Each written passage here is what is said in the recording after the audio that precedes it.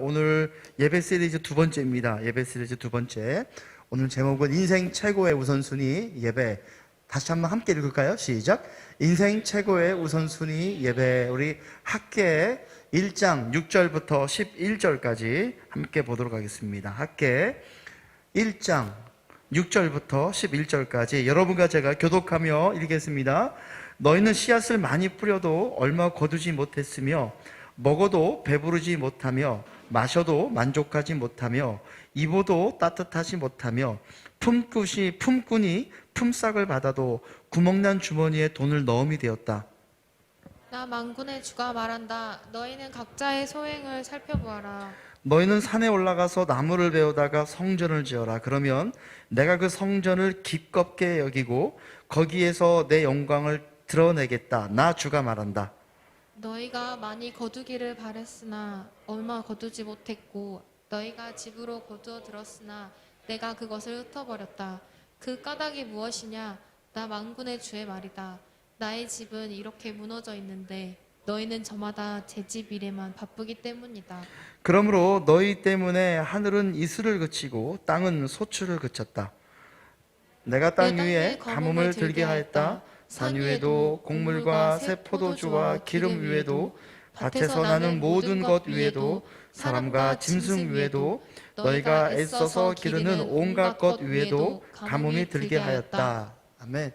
오늘은 세 가지의 예배를 드리는 세 가지의 예를 좀 찾아보면서 예배하는 삶, 하나님께서 원하시는 예배, 이것들을 좀 함께 여러분과 제가 한번 나눠보도록 하겠습니다. 첫 번째는 학계 선지자 시절에 있었던 내용입니다.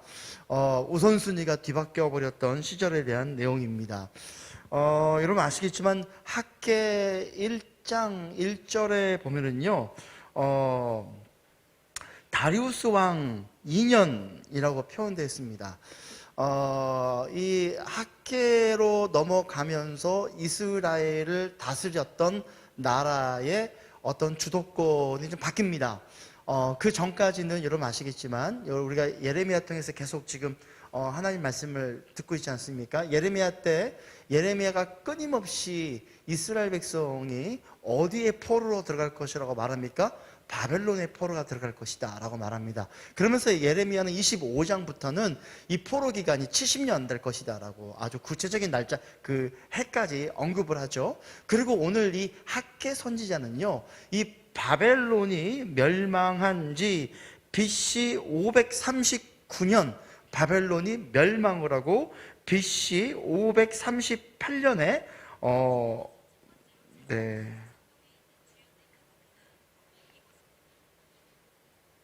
제가 아직까지 핸드폰 쓸 줄 잘 몰라가지고 갑자기 날립니다, 얘가. 네. 잠깐만요. 죄송합니다. 네, 됐습니다. 이 바벨론이 BC 539년에 멸망을 하는데, 멸망을 하고 페르시아가 등장합니다. 그게 538년에 이제 페르시아가 이 바벨론 땅을 점령하기 시작하면서 실제로 이스라엘의 뭐가 됩니까? 이스라엘을 다스리는 새로운 국가가 됩니다. 그런데 여러분 아시겠지만 이 페르시아의 이 성경은 바사죠. 바사의 고레스 왕, 뭐 역사적인 기록으로는 이 고레스 왕의 이름이 키루스 왕이라고 하죠. 이 키루스 왕이 바사 왕이 되면서 어떤 정책을 펴게 되냐면 바벨론에 의해서 점령했던 모든 나라 사람들을 지금 바벨론으로 다 끌고 왔는데, 이 파사 왕의 키루스 왕, 고레스 왕이 다시 점령하기 시작하면서 문화 정책을 펴니다. 그래서 이 바벨론 때 끌려왔던 모든 민족들을 뭐라 말합니까? 어떻게 합니까? 자기 나라에 다시 돌아가서 그 나라에서 이 나라에 소속된 그런 나라로서 그 나라에 살 수 있는 그런 칙령을 발표하는데, 그 칙령이 바로 무엇입니까? 고레스 칙령입니다. 뭐라고요? 고레스 칙령. 굉장히 중요한 칙령인데, 이 고레스 칙령이 538년에 발표가 되는데, 이게 굉장히 의미가 있습니다. 여러분 아시겠지만 이스라엘이 실제로 이 바벨론의 포로가 시작된 것은 BC 608년입니다. 그런데 바사왕 고레스 왕이 이스라엘로 하여금 다시 자기 나라에 돌아가서 예배드릴 수 있도록 허락했던 그 해가 바로 BC 538년입니다. 무슨 말이냐면 예레미야가 말했던 70년의 포로 기간에 딱 맞춰서 이런 놀라운 일들이 발생되어집니다. 그래서 이스라엘 백성이 그 당시 고레스 왕이 수르바벨이라는 이 총리를 세워가지고 이스라엘의 총리를 세워서 이스라엘 사람들이 그렇게 원했던 예루살렘에 들어가서 성전을 짓도록 허락합니다. 할렐루야, 아멘. 드디어 이 70년 만에 이스라엘이 그곳에 들어가는데 문제가 발생하기 시작합니다. 지금 학계 선지자는요, 이 고레스 칙령이 발표가 된 이후에 벌써 18년이나 지난 이후에 지금 이 학계 선지자가 글을 쓰고 있는데 BC 522년이에요. 이 520년에 이 글을 쓰고 있는데 18년이 지났음에도 불구하고 이스라엘은 예루살렘 성전에 예루살렘으로 돌아갔음에도 불구하고 그들은 성전 건축을 뭐하고 있었습니까? 하지 않고 있었습니다. 하나님이 이스라엘 백성에게 이 바벨론의 포로 기간을 끝내고 그들의 파사 왕국의 그런 새로운 어떤 제국 안에 있을 때에 하나님이 이스라엘 백성에게 허락했던 건 그들이 다시 한번 성전을 건축함으로 말미암아 이스라엘의 예배를 회복하고 싶으셨습니다. 그리고 그런 계획을 여러 선지자들과 여러 예언자를 통해서 선포가 되었고, 그런 선포된 가운데 여러 선지자와 여러 예언자들의 어떤 그런 선포와 주도적인 노력들을 통하여 이스라엘 백성이 예루살렘으로 복귀를 합니다. 근데 복귀를 했음에도 불구하고 18년이 넘도록 이들은 뭐하고 있었습니까? 성전 짓지를 않았습니다. 오늘 학계 선지자에게 이 부분을 지적하는 겁니다. 이 부분을 지적하는데 이들의 성전을 짓지 않았던 이유는 총 3가지로 이들이 이스라엘의 설명을 하고 있습니다. 첫 번째는 이들이 이 바벨론과 파사의 속국으로 있었기 때문에 재정적으로 큰 고난과 경제적인 궁핍 때문이었다고 오늘 또 성경은 말하고 있고, 두 번째는 이스라엘이 이 70년의 해석을 자기 맘대로 해석을 했어요. 무슨 말이냐면 실제로 이스라엘이 포로에 들어간 것은 BC 608년인데 그때 그 바벨론의 첫 번째 침공을 통해서 포로로 잡혀가기 시작했는데 이스라엘 사람들은 어떻게 이해했냐면 그 시작점을 이스라엘이 완전히 멸망했던 BC 586년으로 계산한 거죠. 그러다 보니까 지금 학대가 있는 522년까지 BC 522년까지 그들 66년밖에 안 지났어요. 그러니까 아직 우리는 해방되지 않았다 라고 말하고 있고, 학계는 어떻게 보고 있냐면 그것이 아니라 첫 번째 너희가 이스라엘의 포로기로 들어갔던 그 BC 608년부터 주님의 이 포로기 예언이 시작된 거고, 고레스의 칙년 때 딱 70년에 맞춰서 끝난 거다. 그래서 너희는 성전을 지었어야 했다라고 말을 하고 있습니다. 세 번째는 이스라엘 백성이 이 성전을 안 지었던 가장 큰 이유는 그들이 예루살렘으로 돌아왔는데 이 70년 동안 이 비어있는 예루살렘 지역을 누가 차지하고 있었냐면 사마리아인들이 차지하고 있었어요. 근데 사마리아인들이 다시 그들이 들어와서 성전을 지으려고 하니까 이들이 호락호락 하겠습니까? 아니에요. 매일같이 방해했어요. 야, 너희들이 그 성전을 짓고 있는 이스라엘 사람을 향해서 사마리아인들이 뭐라 말했냐면, 야, 너희들이 짓는 그 성전은야 여우가 올라가도 무너지겠다 야 하면서 맨날 어렵게 했어요. 이런 일들이 지금 이스라엘에 그들이 성전을 짓지 않았던 이유예요. 그런데 가장 중요한 학계 1장 4절에 보면은요, 이렇게 나와 있습니다. 성전이 이렇게 무너져 있는데 지금이 너희만 잘 꾸민 집에 살고 있을 때란 말이냐? 지금 하나님께서 학계를 통해서 이스라엘 백성이 하시는 말은 바로 무엇입니까? 이들이 이러한 3가지 어려움으로, 이 3가지 이들의 생각으로 성전을 짓지 않는 것은 핑계라는 거예요. 하나님 보시기에 이 이스라엘 사람은 어디에 갇혀 있냐면요, 성전이 회파되어져서 보기 흉하게 있는 상태가 있으면서도 너희들은 오직 뭐하고 살았다는 거예요? 잘 꾸민 집에서 살고 있었다는 거예요. 여러분, 우리가 지금 신약 이후에 이 주님의 이 은혜의 시간, 이 이때에는 성령의 어떤 역사가 와서 주님의 교회가 세워진 이때에는요, 실은 예배하기 위해서 건물은 큰 의미가 없습니다.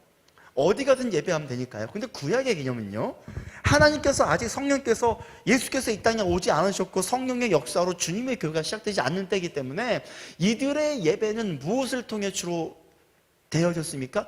성전을 통해 되어졌습니다. 더 재미있는 사실은 여러분 읽었던 말씀이 있지만 8절에 보면은요, 하나님의 이스라엘 백성에게 지으라고 했던 성전은요, 솔로몬이 저 레바논에 가서 백향목을 끊어서 와서 지었던 그런 성전이 아니라, 하나님이 지금 이스라엘 백성이 원했던 성전은요, 그 주변의 나무들을 잘라, 70년이 지났으니 나무가 얼마나 많겠어요. 거의 황무지요. 그냥 들판이죠. 그냥 우거진 거예요. 이제 이 나무들을 잘라서 성전을 지으라고 얘기했음에도 불구하고, 그들에게 어려운 부탁도 한 것이 아니었음에도 불구하고 이스라엘 백성은 짓지 않았어요. 오직 어디에 관심이 있냐면, 세 가지 핑계를 대며 자기가 사는 집과 자기가 사는 곳에서는 엄청나게 빠르게 짓고 꾸미고 살면서 회파된, 그들의 예배를 회복해야 될 회파된 그 예배를 해야 될 그 성전은 이들은 아웃 오브 관심이었던 거죠.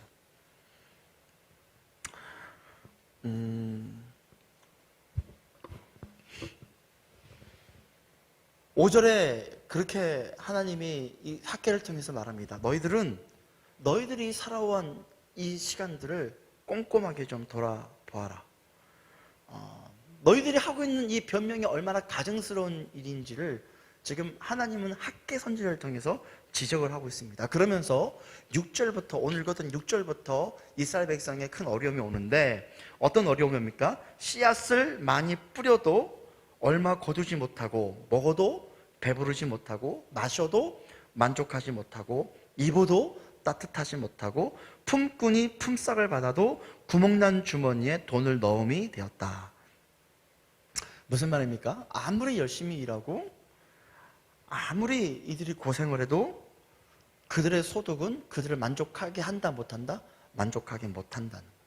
아무리 재물을 모아도 마치 도둑 맞은 것처럼 다 뺏겨버리는. 무엇 때문입니까?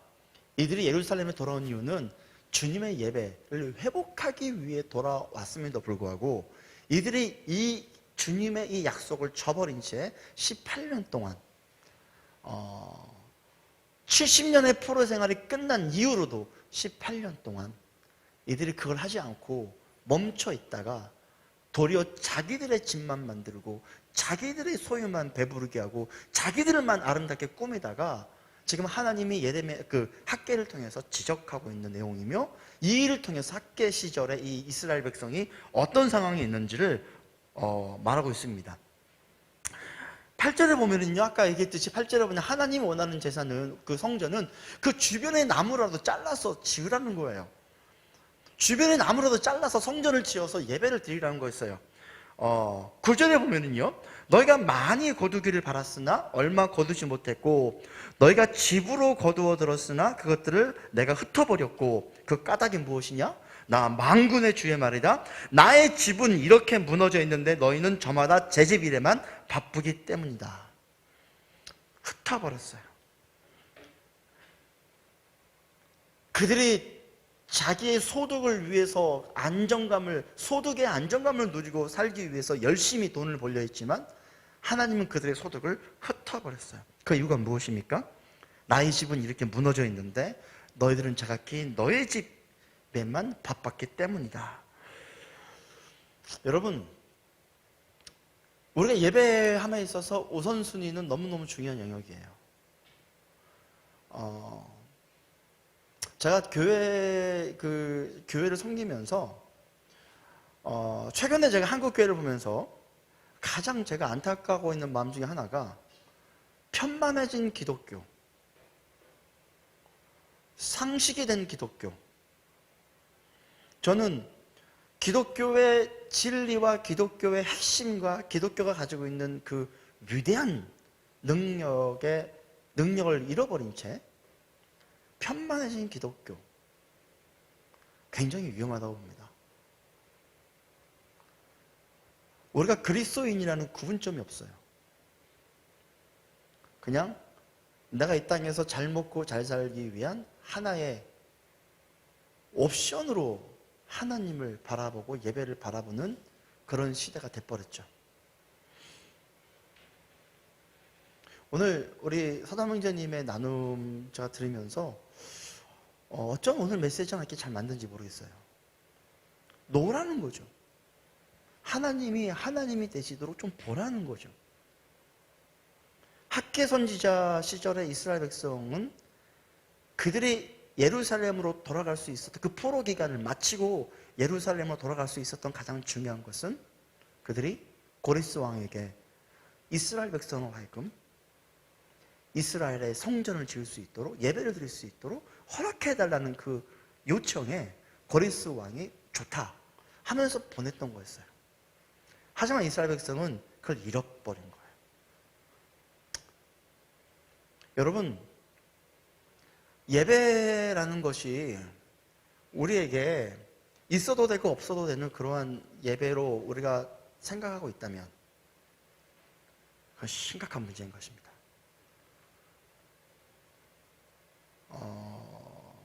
이 땅에 편만해진 기독교 속상합니다. 제가 엊그저께도 이렇게 차를 타고 집에 갔는데 교회가 너무 많은 거예요. 와우, 할렐루야. 그래서 저희 차에서 그 사무엘 에스더와 논쟁이 벌어졌어요. 한 놈은 교회가 많은 게 좋다는 거죠. 아빠, 교회가 많아요. 한 놈은 왜 이렇게 많아요? 교회가 많으면 좋죠. 진짜 교회가 많다면, 진짜 하나님을 예배하는 교회가 많다면, 어디 가나 주님 예배하고 노래하고 주님 앞에 나아가고 우리 마음을 드릴 수 있는 교회가 많다면 좋죠. 근데 여러분, 그렇지 않다는 게 문제인 것입니다. 우리는 교회를 선택할 수도 있어요. 그렇죠? 나랑 안 맞으면 저 교회 가면 되지 뭐. 나랑 안 맞으면 저 교회 가면 되는 거지 뭐. 입맛대로 골라 먹을 수 있는 베스킨 라빈스 서리본 같은 교회가 돼버렸어요.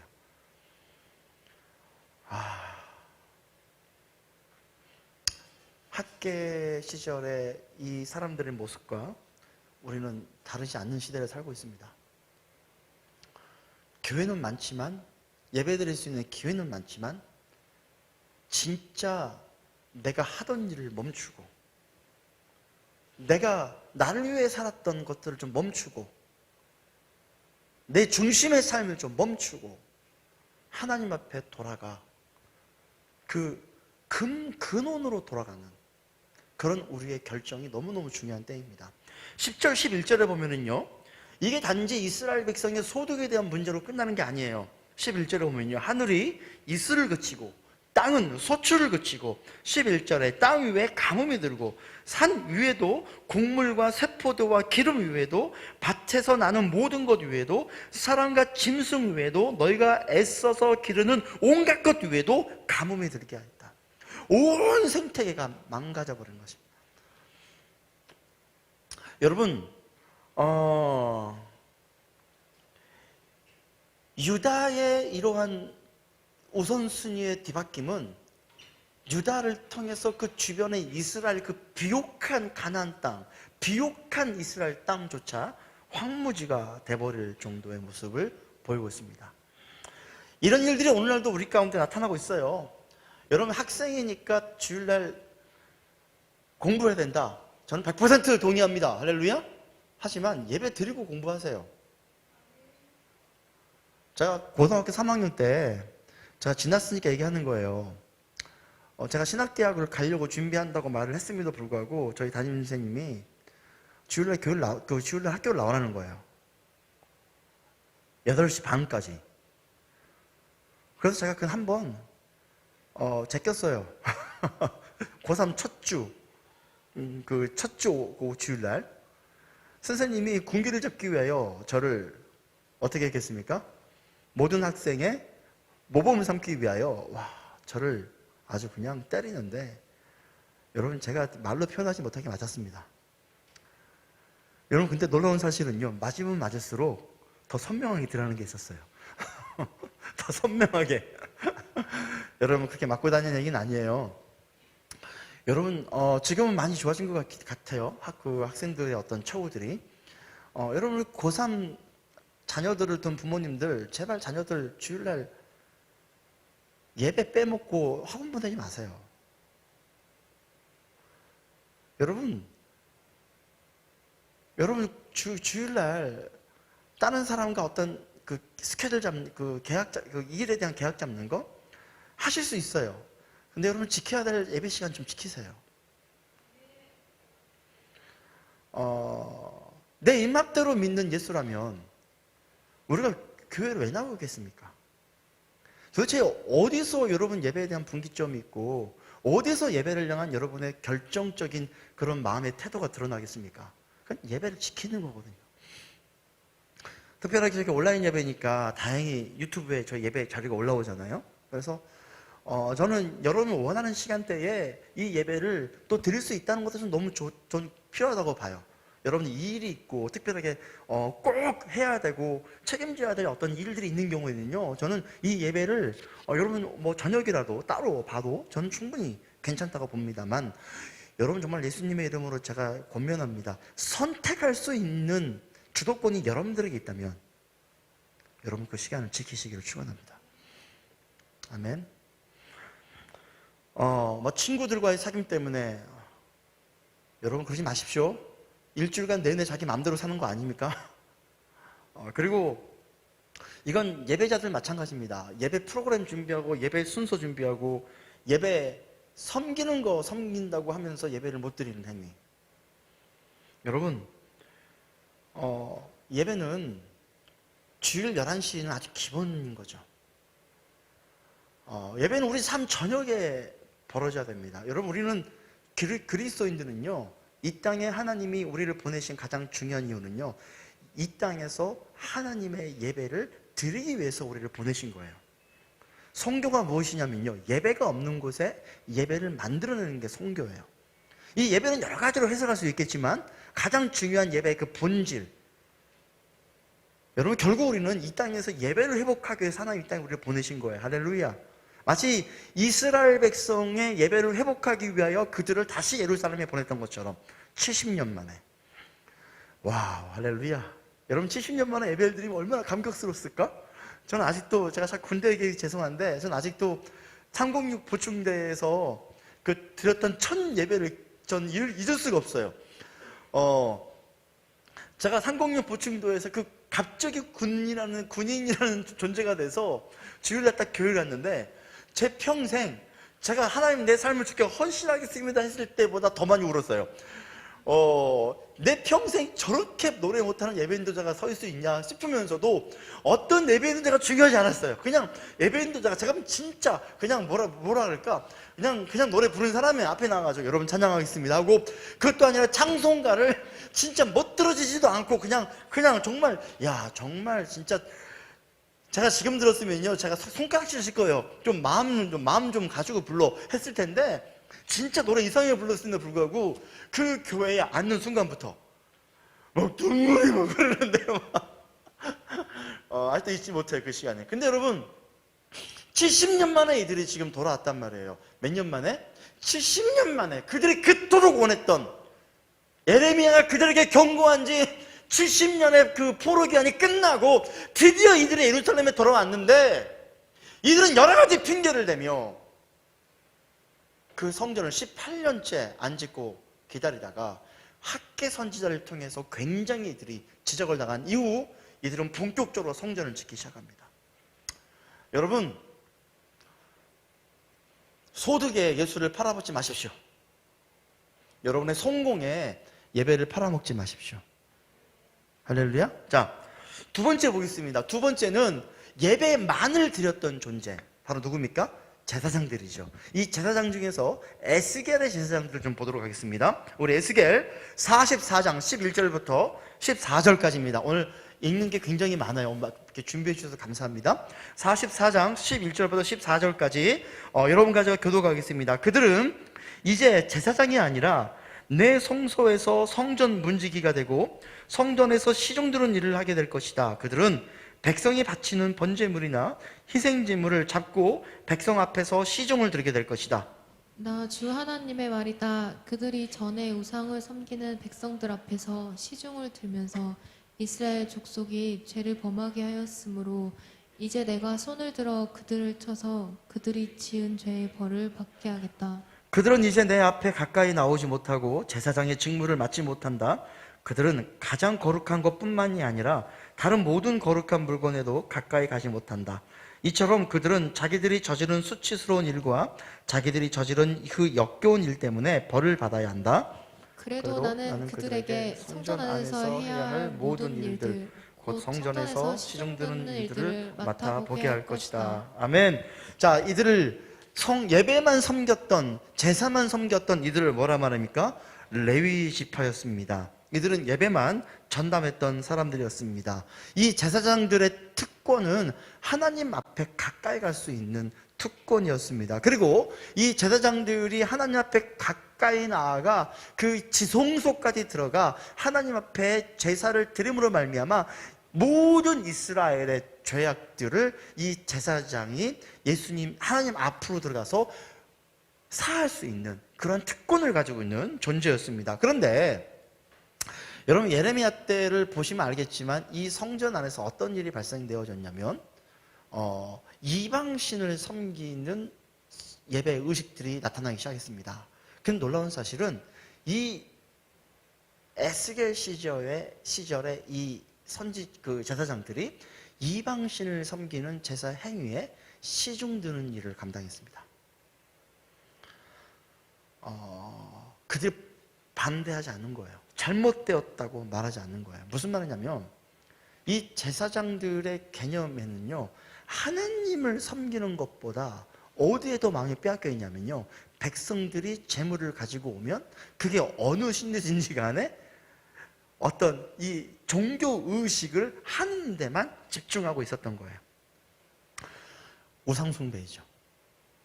여러분, 이건 교회에서 예배를 섬기는 분들을 향한, 또 예배 사역을 한다는 분들을 향한, 또 하나님의 예배를 이렇게 우리가 뭔가 봉사한다는 사람들을 향한 굉장히 중요한 얘기입니다. 어느 순간 우리가 하나님을 섬기는 예배를 섬긴다고 저희 축제교회도 일찍 나와서 9시 반부터 할렐루야 9시 반에 그냥 눈길을 헤치고 오신 여러분들 다 축복합니다. 아멘. 벌교에서 막 뛰어오니라고 할렐루야. 벌교에서 어떻게 뛰어왔는지 아멘. 와 대단해 진짜 할렐루야. 벌교에서 할렐루야. 저희 너무 좋아요. 여러분 서울에서도 오시는 날이 올 줄로 믿지 않겠습니다. 자 아무튼 너무 이건 아닌 것 같아. 자 여러분 그 예배를 섬기기 위해서 우리는 모인단 말이에요. 또 예배를 섬기기 위해서 우리는 뭔가 준비를 한단 말이에요. 근데 거기에 중요한 게 있어요. 우리가 섬기는 행위가 하나님을 위한 행위라는 것을 우리가 인식하지 않는 채 우리가 예배를 섬기면요, 어느 순간 우리는 어디에 빠져 있냐면요, 섬기는 것 자체에 우리 자신을 만족하며 멈춰버려요. 무슨 섬김인지도 모른 채. 그걸 에스겔은 뭐라 말합니까? 우상숭배라 말합니다. 저희 찬양팀 잘 들으십시오. 저희 찬양팀 정말 훌륭한 팀이에요. 할렐루야. 너무 제가 사랑하고 너무 좋아하고 너무 좋아요. 봤죠? 아까 서장훈 얘기 들었죠? 학벌이 괜찮다고. 이런 분이 섬기는 예배인데, 여러분 저 예배 팀 너무 사랑하고 있죠. 저 미디어 팀도 너무 제가 좋아하고, 이런 미디어 팀 어디 있습니까? 할렐루야. 웬만한 광주 지역에 막 큰 교회들은 이 시스템 관심 없겠지만요, 생각보다 많은 분들이 문의가 있어요. 어떻게 하는 거냐고. 와서 보라. 너무 제가 사랑하고 너무 귀한 예배, 저희 미디어 팀이에요. 근데 여러분, 우리 예배 섬기는 사람들 잊지 마십시다. 우리의 섬김이 하나님을 위한 것이라는 것을 우리가 망각해버리면 그것은 우상숭배가 됩니다. 그래서 어떤 일이 있냐면요, 11절에 보면요, 그들은 이제 제사장이 아니라 내 성소에서 성전 문지기가 되고 성전에서 시종드는 일을 하게 될 것이다. 그들은 백성이 바치는 번제물이나 희생제물을 잡고 백성 앞에 시종드게 될 것이다. 무슨 말입니까? 이들은 더 이상 지성소에 들어와서 하나님을 만나는 일을 감당해 못해요. 감당 못한 채 그냥 사람들이 가지고 있는 물건만 해결하고 그 제사 드릴 수 있도록 뭐 이렇게 어떤 그런 사람만 섬기는 일로 끝나게 될 것이다라고 말합니다. 여러분 굉장히 중요한데, 제사장이 지성소 안에 들어가서 백성의 모든 문제를 해결하지 않으면요, 이스라엘 백성이 가지고 있는 죄는 어떻게 됩니까? 계속 쌓이고 쌓입니다. 이것에 대해서 지적한 게 바로 예레미야였습니다. 해결이 안 된다는 거예요. 그냥 예루살렘이라는 성전이 있다는 것에만 만족하고 있고, 그들이 지금 이 성전이 어마어마해서 사람들로 하여금 모든 주변 나라들이 대단한 하나님이 이스라엘에 계시는구나, 여기 이 선민사상에만 묶여 있었던 이스라엘 백성으로는 아무런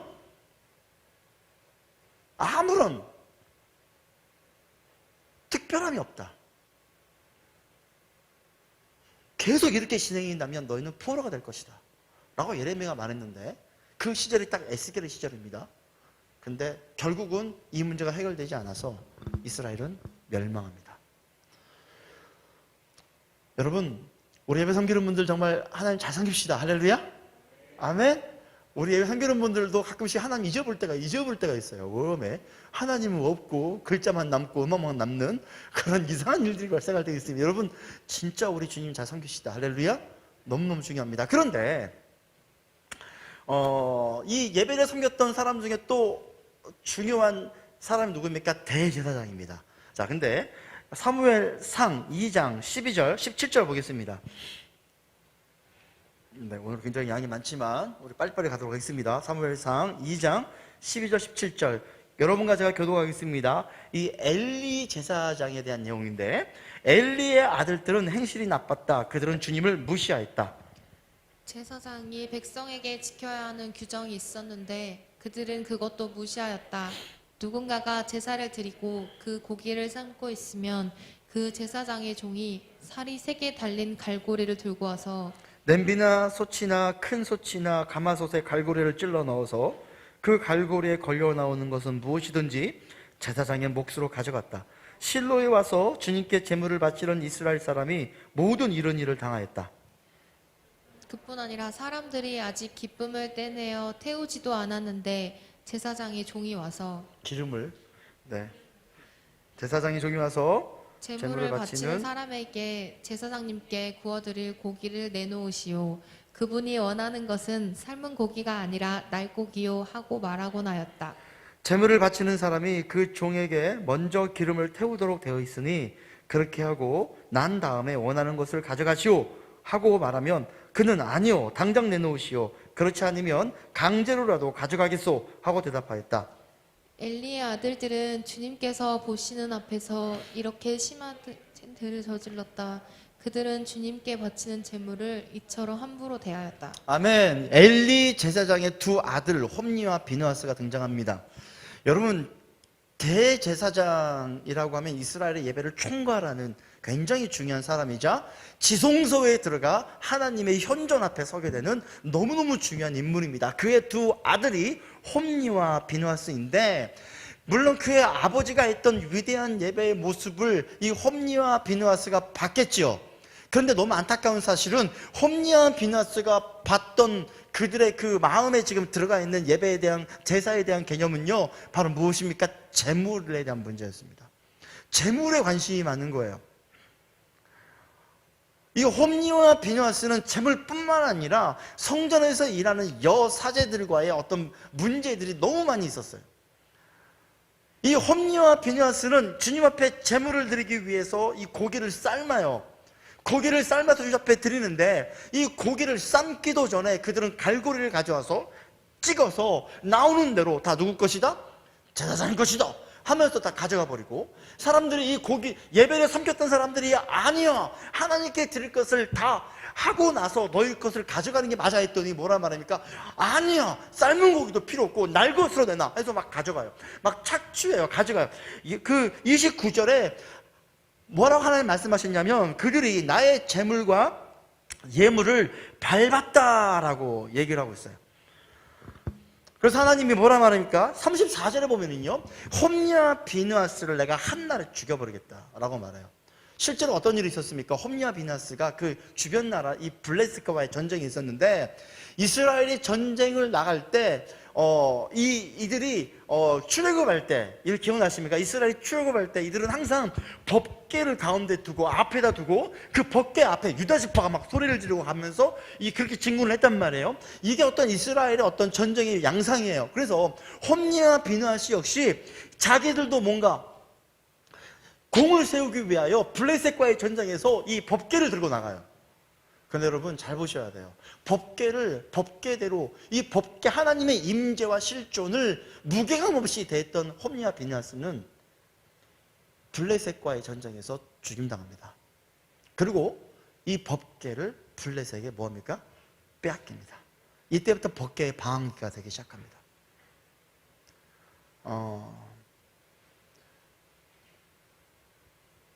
다윗이 이 법궤를 되찾아오기까지 주님의 성전에는 법궤가 없어버립니다. 여러분, 교회 건물이 우리의 신앙을 보증하는 게 아니에요. 할렐루야. 여러분, 성경이라는 이 책 자체가 우리 신앙을 보증하는 게 아니에요. 십자가라는 목걸이가 내 신앙을 보증하는 게 아니에요. 막 차 사면 걸죠, 십자가. 십자가를 걸어요. 내 차를 지켜주시리라. 막 십자가 목걸이를 걸고, 심지어 요즘은 십자가를 보면 문신도 해요. 와, 대단해요.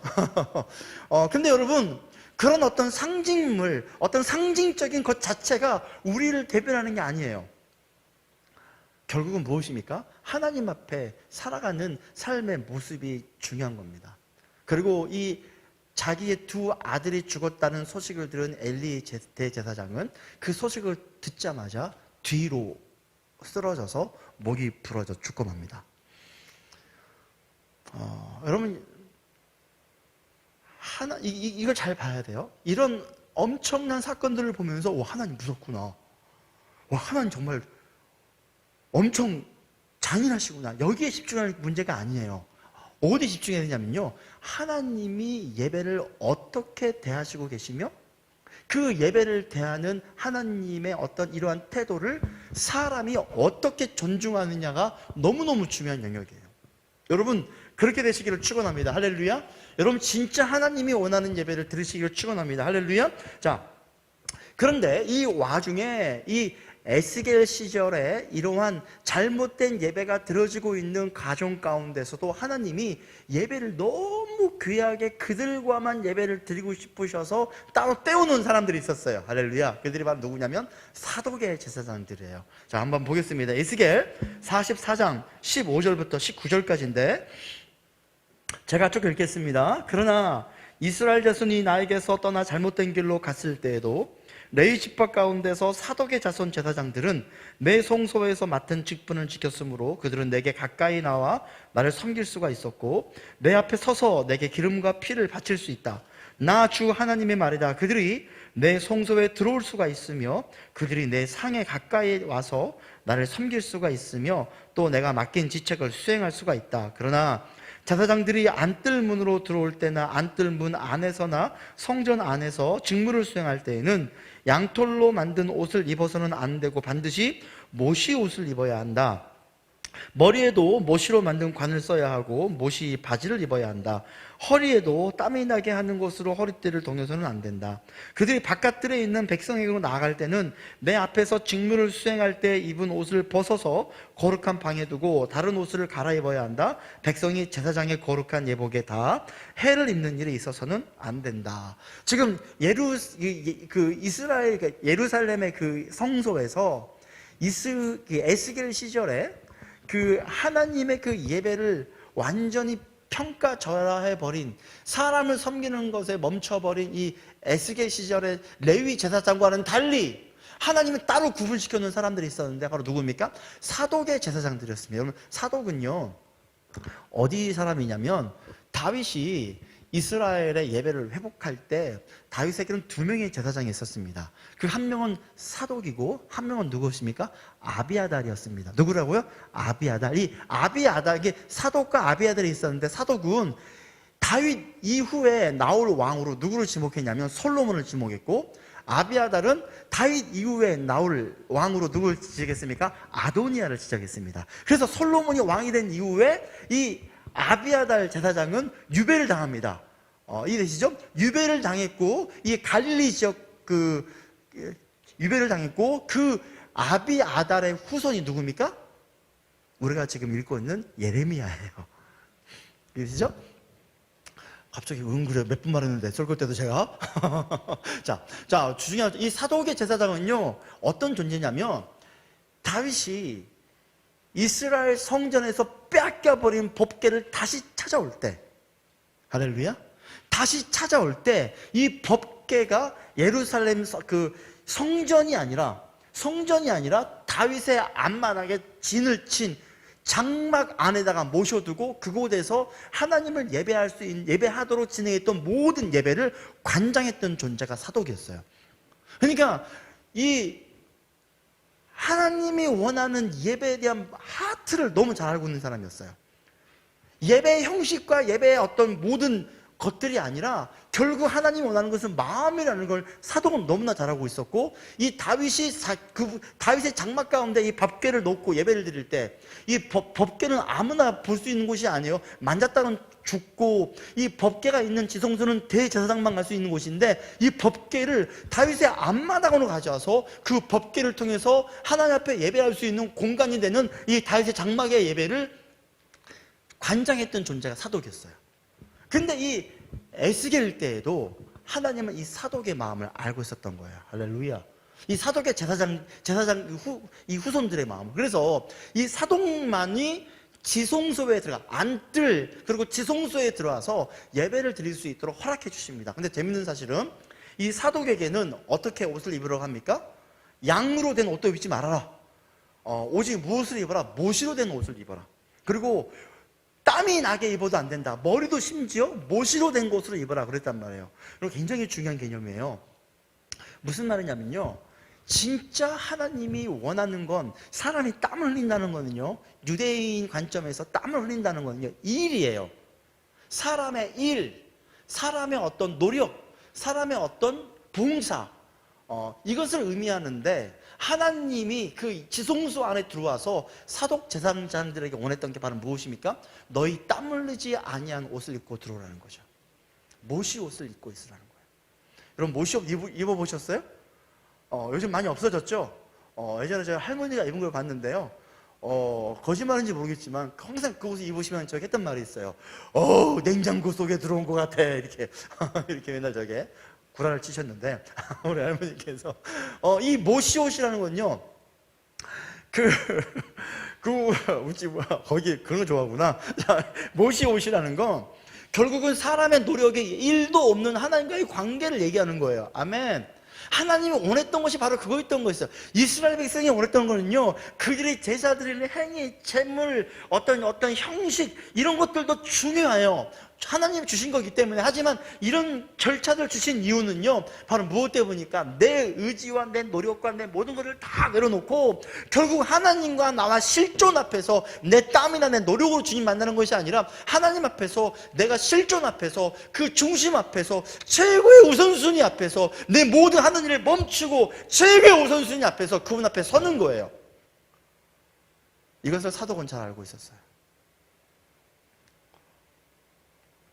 하나님은 이스라엘 백성의 예배가 완전히 무너졌을 때, 그럼에도 불구하고 그의 백성의 예배를 위하여 사독의 제사장들을 남겨놓으시고 이 예배를 운행하고 계셨어요. 아멘. 여러분, 지성소 안에 들어가는 연습을 하시기를 축원합니다. 결국 우리가 주일 예배도요, 제일 중요한 거는요, 하나님과의 만남이에요. 저번 주에 얘기했죠? 우리 하나님을 안다는 건 예배 의식을 아는 것도 아니라, 성경에 있는 하나님이 어떤 분인지를 아는 것이 아니라, 지식이 아니라, 바로 뭐라 했어요? 하나님과 내가 관계하는 만남이라고 그랬어요. 그런 하나님을 내가 안다는 거였어요. 그분과 내가 서로 안다는 거예요. 여러분, 하나님을 아십시오.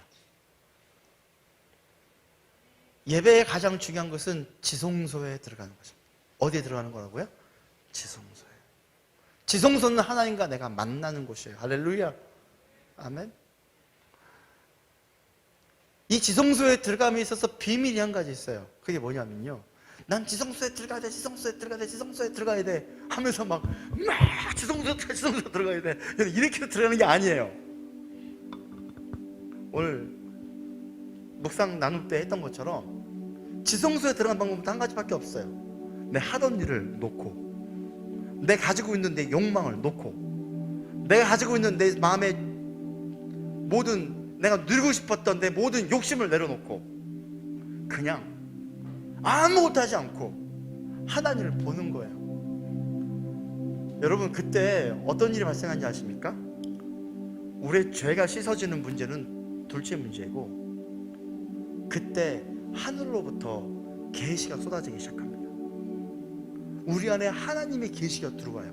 내가 어떻게 살아야 될지, 내가 하나님 만나기 위해서 열심히 노력해야 돼, 이런 모든 노력조차도 다 내려놓고 하나님 앞에, 존재 앞에 내가 서게 됐을 때 그분의 계시와 뜻이 우리를 막 덮어지기 시작해요. 막 우리에게 쏟아져 내려요.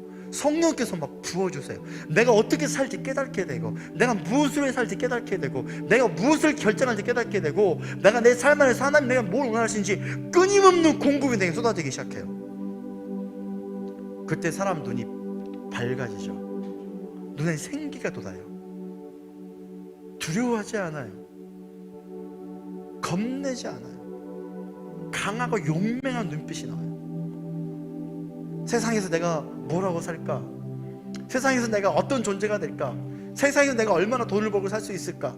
내가 세상에서 얼마큼 인정받고 살 수 있을까? 이런 잔뜩 고민 가운데 눈에 그냥 패배감과 절망 가운데 가득 있었던 존재들이 우리의 모든 영역을 다 내려놓고 그분 앞에 딱 서기 시작했을 때, 그분으로부터 부어지는 이 계시와 그분의 이 메시지와 그분의 이 일들은 우리가 무엇을 향해 살지 눈이 초롱초롱해져요. 할렐루야. 눈이 용맹해져요. 아멘. 아멘. 요즘 여러분, 그런 예배자들 너무 필요합니다. 너무너무 필요합니다. 할렐루야. 아멘. 아멘. 여러분, 온라인 들어왔을 때도요, 진짜 알아요. 저도 온라인 예배를 한번 이렇게 온라인 강의를 제가 많이 들어봤죠. 여러분 많이 들어보지만 제가 진짜 깨달았어요. 제가 줌으로 할 때는 신경 안 쓰는데 유튜브로 한번 그 수업을 들어봤거든요. 와, 끊임없는 클릭질. 정말 제가 깨달았어요. 와, 이게 끊임없는 내 욕망이 올라오는구나. 끊임없는 내 욕구가 올라오는구나. 여러분, 예배는 그분 앞에 서는 거예요. 할렐루야. 우리는요, 하나님을 예배할 수 있는 무수히 많은 이유를 우리는 선언해야 돼요. 우리는 하나님 앞에 예배해야 하는 무수히 많은 이유들을 우리는 가지고 있어야 돼요. 우리는 너무나 하나님을 예배하지 않을 이유만을 가지고 있거든요. 하나님, 이래서 예배 못해요, 저래서 예배 못해요, 이래서 예배가 안 돼요, 저래서 예배가 안 돼요. 여러분, 만약 그런 이유들 때문에 예배할 수 없는 하나님이라면 하나님은 세상에 소망이 안 되는 거예요. 잘 보셔야 돼요.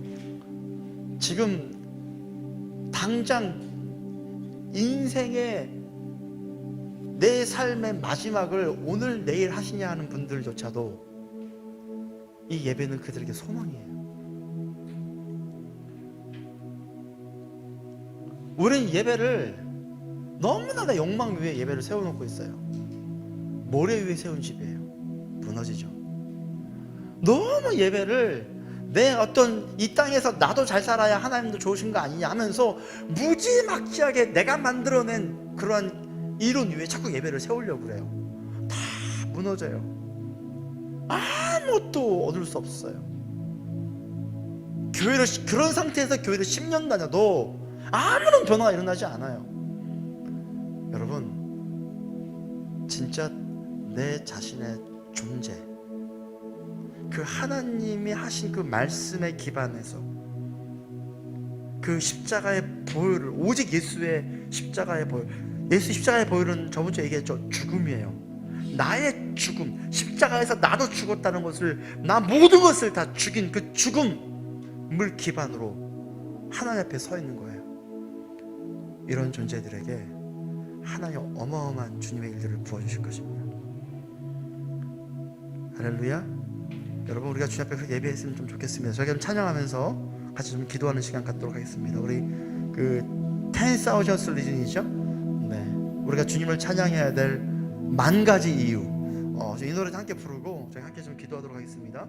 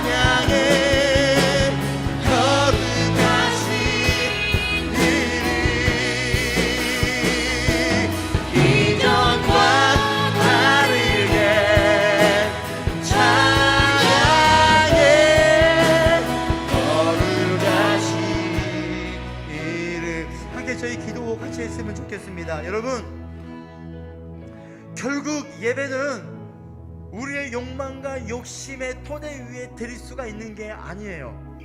결국 예배는 십자가에서 우리의 욕망과 정과 욕심을 다 죽인 그 십자가의 그 기반 위에서 우리가 주님 앞에 서게 될 때 어마어마한 하나님의 은혜를 우리는 경험할 수 있어요. 여러분, 놓치지 못하는 여러분들의 것들이 있습니까? 여러분, 하나님보다 더 중요하게 여기고 있는 정과 욕심이 있다면 여러분, 이 시간 십자가에서 죽이기로 결정하시기를 축원합니다. 그리고 정말 주님 앞에 이 시간 서게 되는 건 내가 예수 믿어서 이런 사람이 돼야 되겠다, 예수 믿어서 이런 사람이 되겠다, 이런 성공에 대한 개념으로 주님 앞에 서는 게 아니라 주님과 내가 존재가 서는 시간이 돼야 됩니다. 믿으십니까? 한 시간 믿음으로 좀 기도하고 나갈 때 여러분 우리 안에 하나님보다 더 중요하게 여기는 것들이 있다면 여러분 예수님 앞에 다 내려놓으십시오. 예수 앞에 다 내려놓으십시오. 그것이 여러분의 여자친구 남자친구, 그것이 여러분의 성공, 그것이 여러분의 돈, 심지어 그것이 여러분들의 어떤 건강이라 할지라도 여러분 주님 앞에 다시 한번 여러분의 우선순위를 세우기를 축원합니다. 함께 믿음으로 구하면서 주여 내가 다시 한번 내 인생의 모든 영역을 십자가에 메어드리고 예수를 바라보기를 원합니다. 그런 예배가 시작되게 하여 주시옵소서. 함께 우리가 주여라고 외치고 우리 기도하도록 하겠습니다. 주여! 하나님, 우리를 부르신 그 부르심 앞에 우리가 존재로 설 수 있는 시간이 되게 하여 주시옵소서.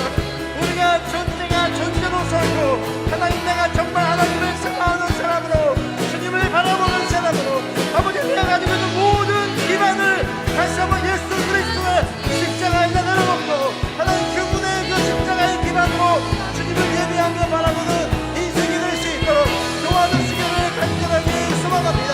하나님 우리를 부르신 이유는 이 땅에 예배자로 부르셨는데 하나님 예배자를 통하여 세상을 변화시킬 것이고 예배자를 통하여 세상을 이끌어 가실 것이고 예배자를 통하여 하나님 놀라운 역사를 이루게 하실 것인데 하나님 우리 안에 그 예배에 대한 선수를 놓치지 않게 하여 주시옵소서. 하나님 가운데 살아있는 주님을 찬양합니다. 우리를 말씀해 주시고 역사해 주시고 하나님 바라보는 예배자가 되게 해주시고 하나님 꿈꾸는 예배자가 되게 해주시고 주님과 함께 하나님 나라를 온전하게 섬기는 예배자가 될 수 있도록 도와주시기를 소망합니다. 주여 도와주시옵소서. 한 번 더 같이 교하고 마지막으로 구하고 싶은 건요, 여러분 온전한 예배는요 여러분 인생이 온전하게 됩니다. 온전한 예배는요 지금까지 여러분이 여러분의 인생과 미래에 대해서 고민했던 이 모든 고민은 아무것도 아닌 채 하나님이 여러분 들어서 어마어마한 일에 사용할 수 있는 주님의 사람으로 돼버리는 그런 엄청난 변화의 시간이 되는 것입니다. 할렐루야.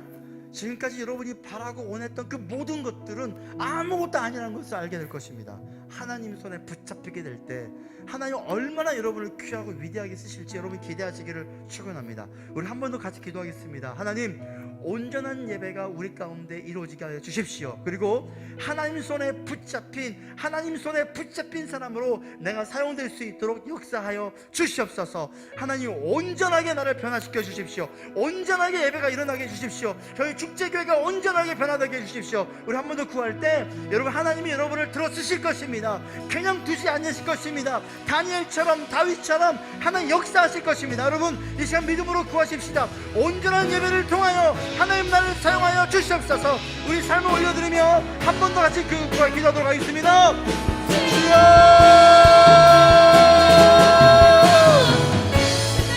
하나님 우리 안에 온전한 예배가 일어날 수 있도록 도와주십시오. 하나님 온전한 예배를 통하여 하나님 온전한 예배를 통하여 하나님 온전한 예배가 일어나며 하나님 가을처럼 하나님 정말 주님의 그 백성들처럼 믿음의 성민들처럼 하나님 한 민족과 한 나라를 세우며 주님의 영향력을 세우며 하나님 역사의 삶을 살아갈 수 있는 온전한 인물로 살아갈 수 있도록 도와주십시오. 온전한 예배가 우리를 온전하게 만들 것입니다. 온전한 예배로 시합에 살려주시고 그 온전한 것으로 시합에 나가는 이 시간들을 통하여 하나님 영광 받으시고 찬양 받으시고 하나님 내 스승님의 위대한 일을 하시는 아침을 찬양합니다. 주여 역사해 주십시오. 하나님 기름 부어 주십시오.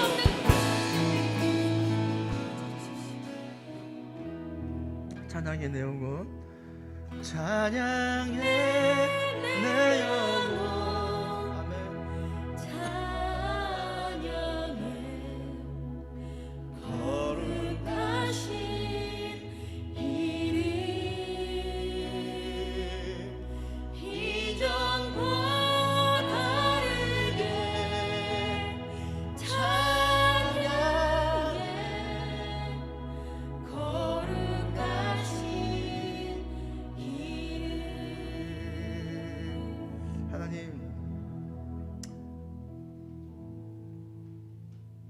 온전한 예배를 구했던 이 다윗을 하나님 그냥 두지 않았던 걸 제가 알고 있습니다. 주님 앞에 온전하게 예배하기 위하여 하루에 3번씩 주님 앞에 나왔던 그 다니엘을 하나님 지금 손앞에 붙들었던 걸 제가 압니다. 온전한 것을 내어드리기 위하여 예수 그리스도 외에는 그 위의 모든 것들은 다 배설물로 여겼던 바울을, 그 온전함을 통하여 하나님 바울을 지금 우리에게까지 복음이 들어가는 그 통로로 썼음을 저희가 알고 있습니다. 하나님, 온전한 예배를 우리가 드릴 수 있도록 인도해 주십시오. 우리 안에 온전하게 나아가지 않는 채 온통 내 만족과 성공과 내 욕망의 기반으로 한 예배가 아니라 하나님과 우리가 1대1로 서서 주의 음성을 구하고 하나님과 관계하며 그분과 그 깊은 차원의 예배가 들어가는 그런 온전한 예배가 우리 안에 일어나게 해주십시오. 하나님, 그 온전한 예배를 통하여 저희 축제교회 성도를 한 명 한 명 좀 기억해 주십시오. 필요한 곳에 하나님 역사를 바꾸는 인물로, 시대를 바꾸는 인물로, 하나님 이 시대에 정말 하나님 아름다운 주님의 일들을 감당해내는 인물로 세워주시기를 소망합니다. 하나님, 우리가 멋이 옷을 입고 주님 앞에 나아갑니다. 하나님, 우리가 하나님 앞에 십자가 앞에 우리의 모든 예배의 기반을 두고 우리가 죽음 가운데 그 예수와 함께 그분 앞에 주님 앞에 나아갑니다. 하나님, 그 지성소에서 그의 백성을 만나듯이 하나님 우리를 만나 주시옵소서. 그렇게 만나기로 결정한 저희 축제의 성도들에게 하나님 역사해 주시고 인도하신 하나님을 찬양합니다. 오늘 주님 앞에 예물을 드린 손길이 있습니다. 하나님, 이 예물을 받아주시며 이 예물을 통하여 하나님 온전하고 귀한 예배자들 일어날 수 있도록 인도하여 주시옵소서. 이제는 우리를 구원하신 예수 그리스도의 은혜와 하나님 아버지의 극진하신 사랑과 성령님의 감화 감동 역사하심이 온전하게 예배를 드림으로 말미암아 하나님 사용하시는 주님의 백성이 되기 원하는 저희 축적의 성도들의 머리 위에와 지금 땅끝에서 당신의 일을 섬기고 있는 저희 선교사님들의 손길을 위해와 이 땅에서 고난과 고통 가운데 신음하고 있는 이 땅의 많은 어려운 사람들의 인생 위에 지금부터 영원토록 함께 계시기를 간절히 축원합니다. 아멘.